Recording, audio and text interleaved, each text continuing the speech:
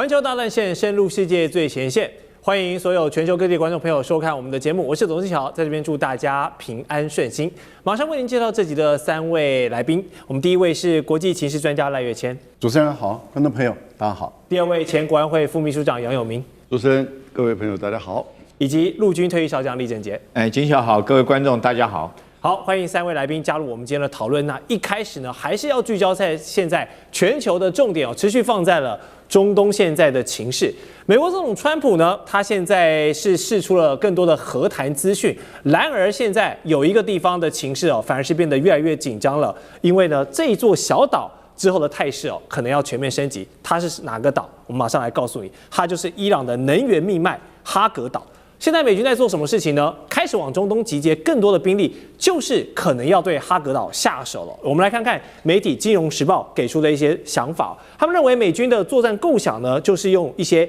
低空突袭并且快速占领的方式呢，搭载像是直升机啦、旋翼机啦这些可以低空渗透的，然后马上让这些特种部队呢空降下来开始展开它的夺岛作战。那这个岛为什么要去夺它？它有什么重要的地方？因为它可是重要了。伊朗有90%的原油出口呢，都是来自于这座岛，可以说是美军对它下手，就是直接掐住了伊朗的整个经济命脉，那迫使伊朗要这个只能认输。好，所以我们看到这个非常大的场面，有没有点像我们打这个电子游戏什么 Call of Duty 这样，这个拿着步枪要突袭一个岛的感觉？但是呢，打游戏很简单失败可以重来，但是真枪实弹这样的军事行动是没有失败的空间的，大家都是孤注一掷来执行这个任务。好，我们就要先请厉将军来帮我们从这个军事的面向来彻底的分析，帮大家兵推这个哈格岛现在攻方的美国还有守方的伊朗，他们各具占有的优劣是什么？好，我们首先来看一下哈格岛的地形，跟各位观众做个介绍。这首先我们看一下哈格岛的位置是在这个地方，小小一个岛大概只有20平方公里这个的一个小岛。但是如果说你要通过哈格岛，很明显的2栖舰队势必要通过荷姆兹海峡。那我们看一下地形，荷姆兹海峡大概这边就伊朗来讲的话，几乎都是海拔到1到3000公尺的高山。那这种地形很适合这个伊朗的地面部队在这边做伏击阵地他在这边如果说是部署了对舰的导弹或者是无人机，可以对美军来讲包括现在可能全斯号或者是迪利波里号的2栖船团来实施攻击但是大家不要忽略了，美军还有2个基地在这附近，一个是这个位于卡达的乌代尔空军基地，是在中东最大的基地，还有一个是巴林是什么？是美军这个第五舰队指挥部的位置。另外来讲的话，这个科威特这北边这边伊拉克也有美军的空军基地在这边。在这种状况之下，这个美军我认为它的空降部队会从北边这边直接巴斯的空降师会从这边进来夺取哈格岛，在那边实施空降作战。然后地面部队来讲的话，从巴林的舰队还有乌代尔空军基地可以在它遂行空降或者登陆的时候，从巴林还有这个卡达空军基地可以来实施这个空中的支援包括到密接支援或者是主角作战或者是制海作战可以从这边出发，避免可以经过这个荷姆兹海峡。可是有一点一定美军非要做的，就是他的2栖舰队一定要从这边通过。他2栖舰队说这边我们看到整个波斯湾周边都是陆地嘛，那你这个2栖舰队势必要从这边通过那这是第一个，我们周边地形介绍。第二个，我们看一下哈格岛本身的地形。那如果说是美军在这边实施2栖登陆或者是空降作战，我们看哈格岛这边很明显的冲到图我们都看出来，这个是这个油库的位置，这个油桶的位置，它势必要在这边这个避开这个地方，不管是美伊双方炮火，避免误击这个地方，造成不可收拾的后果然后在哈格岛的这种西边这边有一个机场，那这个美军一定要先夺取机场，有夺取机场以后，才可以有利他82空降师这个用C-17运输机或者是空降这个低空的跳伞方式，在这边夺取机场，还有他后续的物资的运补，可以用飞机很快速的可以运补下来。另外还有一个美军势必要夺取的话，就是这个港口。大家注意到这个码头，因为你重装备包括你坦克车、战车甚至大型的火炮，你用运输机来讲，运量还是有限，势必要用船来运输。所以第一个，它一定要夺取这个港口。大家看到这个港口很远，这是它装油的这个码头。这个装油码头，因为它要装的是30万吨级以上油轮，所以说它特别向外面突出去，吃水才够深。那同样的道理，如果美军可以利用这个港口，它大型的船舰就可以在这边登陆以后，然后可以这边利用这条道路来对这已经登陆的部队做后续的持续运补。当然，它周边还有一些小码头这个小港口、小码头。是。那我认为说是作战的重点一定是在这个地块，还是在北边啦。一定在这个，他一定要夺取机场，或先夺取这个小码头，才有利于他后续的运补。他这个小码头夺取以后，从巴林的这个运输就可以利用这2个码头来实施运输，也可以确保这一线的建立，利用这一线建立他所谓的滩头阵地线那整个作战的程序，我们先讲美军的作战程序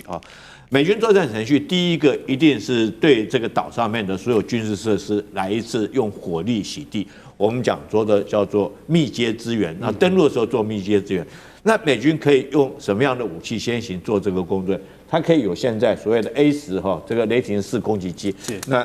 戏称叫做油猪式了。油猪。它这个除了说是它可以带各型的对地攻击的导弹做精准的打击之外，它另外机头这个地方有一挺30机炮，这机炮每分钟可以打到3000发，是非常强而有力的。那最大的特色，你看它2个发动机是装在后面上面，它这个底部来讲的话，因为它本来就是对地攻击机，它就有预防到，等于说一辆会飞的坦克，所以底下那个厚的钢板，你用一般的机枪是打不穿它的，所以它的防护力是很强的。我认为它一定会用油猪式这个战斗机，从我刚刚讲的卡达尔空军基地起飞这个来这个地方做这个掩护、密接支援，还有先期的火力攻击。那第2款它可以用的是 Apache 直升机Apache 直升机也是一样，这个它底面的钢板也是很厚的，可以防止轻兵器对它的射击。那飞行员是在上面，它这上面有一挺机炮。那这个机炮的强在什么地方？这个射手他眼睛看到哪里，那机炮就瞄到哪里，是非常的精准。那在第1次波湾战争的时候，他带的导弹对战车的攻击，战力比是1:16，不0:16，他一架直升机就可以打掉16架的这种坦克车因为它有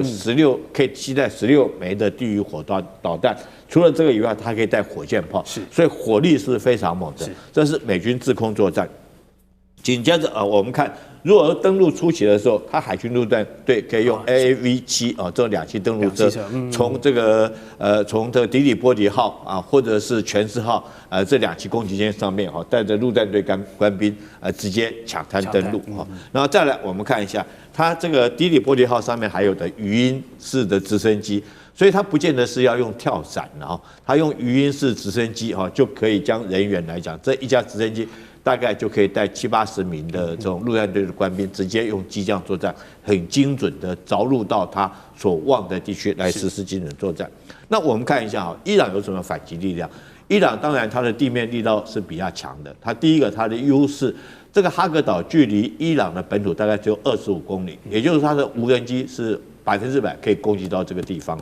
第2个来讲的话，我今天特别去找了一张照片给各位看一下，这个是伊朗的监测型武器叫做沙哈克 H3 型的监测，它类似刺针飞弹，但是大家有没有注意到，它很小一根，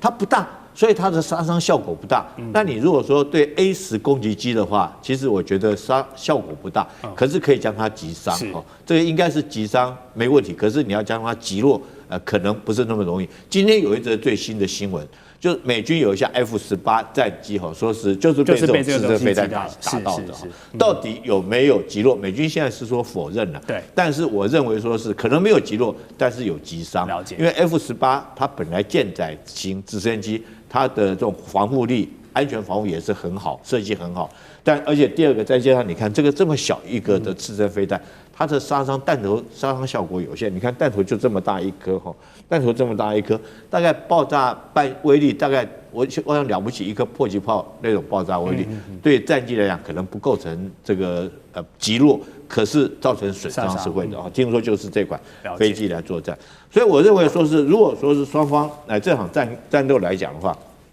可能这个伊朗会不会采取的可能我认为是类似关门打狗的战术啊，我让你的这个低力玻璃号进来之后，我封锁这个港口，我之后在这个港口封锁掉哈，这个用鱼雷或干嘛，这是第一步他可以做的哈，甚至于他就可以在这边先起步的，根本不让你进来。如果你要进来之后，他封锁住之后，你可能更不容易出去，好，这是第一个。第二个来讲的话，它可以在先期这个，我想说哈克岛这个小岛上面，它已经先期战场经营了很久。那它有一个优势是什么？因为双方来讲都不能打中这些油桶，这些储油槽如果说一旦被命中的话，对全世界的能源是一大的危机。那我想美国也可能不愿意造成这种伤害，以免整个这个通货膨胀啊，这是伊朗的优势在这边。当然，它第二个优势是沿岸这个地方，它可以借着沿岸这个地形部署。它的对舰攻击、对舰导弹或者是这个无人机哈，当你登陆上去之后，它会打什么地方？它不见得会在岛上跟你决战，它打你后续的船团。你从这边出发，从巴林出发的船团，或从这边出发船团，它从这边对你攻击。你要知道，登陆作战一旦后续的船团没办法持续做后勤补给支援，那你可能在那边。战的时间就不久，就像越战的时候，德浪谷之役，美军的空降部队下去以后，机降部队下去之后，一个营下去，但是被北越的军队包围，它后续来讲没有办法持续的运补，因为每天消耗的弹药量或者伤患的厚重是很重的，在这种状况下，那时候美军就这个后续来讲，他必须这个认为失败，就主动撤出了。那我认为这个浴血这个哈格岛哈，后续来讲，不要认为说美军没有胜算，美军有他的计划，然后伊朗也有他的这种战法，所以后续如果美军真要在这个登陆，我认为会是一场的血战。是，好，谢谢李将军这么详细的分析哦。哈格岛刚才我们从武器还有可能的战术哦，确实现在码头跟机场还是最关键的2点。好，美军还没有展开这个夺岛的第一步，但是我们先帮他想到，如果真的攻了，并且打下来了，第2步关键的就是能不能守得住。现在前美军的中央司令部情报主任吉布森他就强调，一旦登岛成功的话呢，美军的立场就是转攻为守了嘛。那所有的火力啊，在集结在中东的这5万美军，就是来优先保护这个驻岛的部队。那军事专家分析呢，一旦美军真的拿下了哈格岛，那伊朗也可能要跟你玉石俱焚了，祭出这个焦土政策，就是宁可炸毁所有的油气设施呢，也不要让你美国人拿下岛上剩余的这些好处，这块肥肉。好，如果这个剧本真的走向现在这个极端的发展，哈格岛争夺战，美军想把油气设施当作来抗衡伊朗的一个筹码，但是否想得太简单直白了，也低估了伊朗可能不惜鱼死网破的他们的一个决心。那玉石俱焚，如果真的弄下来，自家的高达90%的原油出口依赖的地方也给你炸毁，伊朗真的可以狠下心做这件事情吗？赖老师，你的分析？您不觉得这一个整个逻辑都不通吗？就是说目前所放出来的讯息逻辑是相互矛盾的。先看一下美国的财政部部长贝森特他所制定出来的新的规则。这个规则是什么呢？就是伊朗可以卖油，可以卖油，30天豁免。也就是说任何人都可以，任何国家组织都可以向伊朗买油，而且是按照国际油价买。而且不会受制裁，目的是什么？目的就是平抑油价嘛。对，因为国际的油价涨那么高，所以你向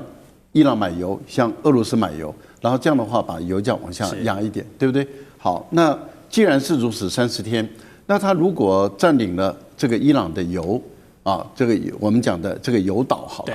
你占领这个油岛，你要把它运出去，那你如果运不出去呢？那伊朗的油就出不去了嘛？那伊朗的油如果出不去，那你豁免的那30天就没有意义了，因为伊朗的一滴油都运不出去的话，油价又往上高了，油价又往上高，那俄罗斯又不卖给欧洲了，那这样的情形下，欧洲的一片悲惨，那国际的原油价又往上飙，那意义在哪里呢？好，这是我们讲的，就是说，你说你要占领这个油，你要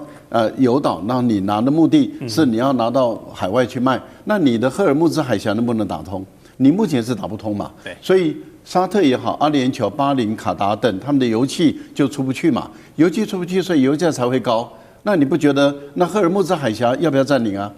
如果不占领，那你占领这个油岛意义在哪里？好，即使我们就讲伊朗没有把你油岛的油设施摧毁，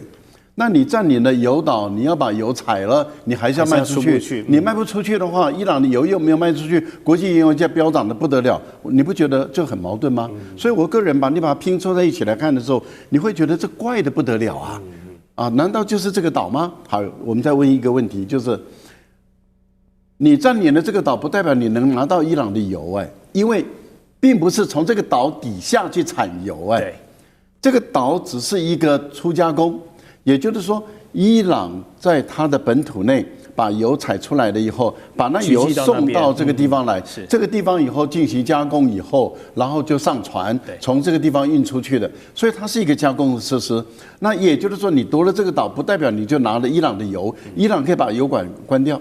关掉以后，它从另外一个管线，因为伊朗已经早就在预备另外一个管线了，所以从另外一个管线把油装进去以后送出去，然后把你困在这个地方。那请问一下，我把这个设施不要了，我专门来打你，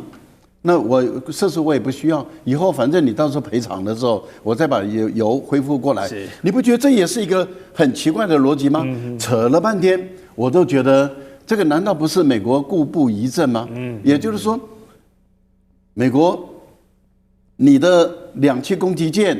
又穿越不了赫尔木兹海峡，除非你把赫尔木兹海峡的用火力压制。你要压制以后，你才有可能两栖登陆作战。你不然的话，你只能够采用这种空降伞兵82空降旅的一个作战。那你在这样的一个作战方式就显得很脆弱了。所以你如果一定要两栖，也就是31旅跟82旅的搭配。空海的搭配作战的话，你就一定要用火力压制赫尔木兹海峡，所以很可能霍尔木兹海峡的火力的攻击战反而是非常猛烈。不然的话，你怎么掩护你的这两栖攻击舰穿越这个海峡呢？好，刚刚赖老师帮我们提出现在美军一直在不管是透过这个军方的说法，还是透过媒体的说法，都让大家把聚光灯放到这个哈格岛争夺战上面。但其实赫尔木兹海峡还是能否通畅才是一个关键。因为现在呢，如果持续封锁下去，大家势必要找替代方案啊，没有办法等待这个油出不来那么久。替代方案在哪里？红海路线呢，当然是一个选择。不过伊朗放话了，如果美军胆敢对哈格岛有任何的动作，他们也会将这个开辟红海战线要给老美一个惊喜。好，红海是通往苏伊士运河的要道。之前我们的这个长荣海运在那边有这个出过一些事故可是把全球的物流塞出了一个乱子大家都还记得吧？那现在如果万一红海也变成了风险路线，然后全球两大的这个运量的动脉都同时受阻的话，全球的经济跟物流会有多悲观？这个油价会不会喷到天上去杨老师？红海的重要性就是它在连接欧洲跟亚洲之间的航运。那如果走非洲的好望角的航线的话，至少要多10天到15天的时间。那时间就是金钱了。那所有的保险费、航运以及整个供应链的时间也都会受到影响，所以它这个冲击其实是难以估计的哈。那伊朗有2种方式去影响红海的，就是它的这个海运。第一个就是帮助在这边也门的青年运动。或者是我们叫胡塞组织，那目前胡塞组织在这几天也都不断的在喊，不过他动作还没有出来，所以可能是当做一个伏兵。那伊朗也可以直接怎么样？也可以直接就是飞弹就打过去啊，因为距离红海大概比距离特拉维夫在就是从伊朗的角度的话，可能也最多是多100公里的这个航程，所以也都在差不多1200公里范围左右。所以以色列到现在为止被伊朗打的是几乎是体无完肤啊。怎么说？因为他到现在为止受伤的人员已经超过5200人啊。我们知道前2天以色列的核弹基地也被2枚伊朗的重型弹道飞弹击中，而且很准。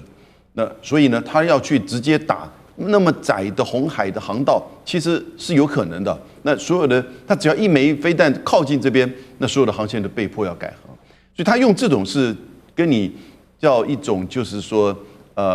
以牙还牙，而且是相互保证毁灭啊。所以我们现在从战略的角度哈，美国没有那种绝对没有任何的利益战略利益说要跟伊朗去所谓的完全的摊牌。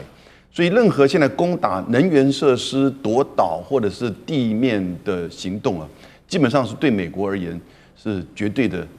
损失，而且伊朗会采取所谓的就是相互保证毁灭的这种方式，玉石俱焚，这不符合川普的利益，完全不符合。那但是呢，现在大家都在准备这种最坏的情况的打算。了解。好，刚才杨老师帮我们提到哈，就是以色列被伊朗攻击了体无完肤，这是会延续到我们待会也要回来讨论的，就是这场交锋。现在看到以色列已经出现一些受伤的状况了，那么总理纳坦雅胡呢就把他的妻小先送去美国给避难，但这个行动引起了一些争议。另外呢，高贵先进的大炮军武，如果来跟平价好用的鸟炮武器呢对决上的话，我们来看一看真实打起来的数据里面有哪一些可以探究的点。更多精辟分析，我们待会回来告诉你。地缘政治、美中之争、战略价值、强权崛起、小国生存，现在与未来洞悉事件走向，掌握世界脉动，全球观点尽在环球